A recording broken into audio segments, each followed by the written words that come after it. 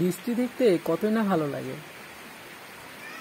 তবে বৃষ্টি কি সবসময় বৃষ্টিই হয়? বৃষ্টির কি আর কোনো নাম নেই?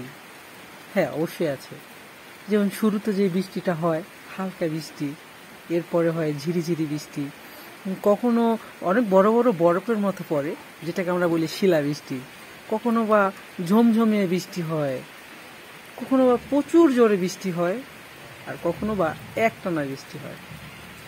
এখন এই যে বাংলায় বৃষ্টিকে যে 7টা নাম দেওয়া হয়েছে, ইংরেজিতে কি 7টা নামের অর্থ একই, শুধুই রেইন? চলেন দেখে আসি। না, ইংরেজিতে এই 7টা নামের আলাদা আলাদা নাম রয়েছে। যেমন হালকা বৃষ্টি হলে আমরা বলবো ইটস স্পিটিং, ঝিরিঝিরি বৃষ্টি হলে আমরা বলবো ইটস ড্রিজলিং, শিলা বৃষ্টি হলে আমরা বলবো ইটস হেইলিং, ভারী বা ঝমঝমিয়ে বৃষ্টি হলে আমরা বলবো ইটস পোরিং রেইন, প্রচুর বা জোরে বৃষ্টি হলে আমরা বলবো ইটস লাশিং ডাউন, টানা বৃষ্টি হলে আমরা বলবো it's raining cats and dog.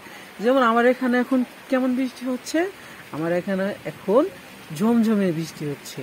তাহলে কেমন বৃষ্টি হচ্ছে? It's pouring rain.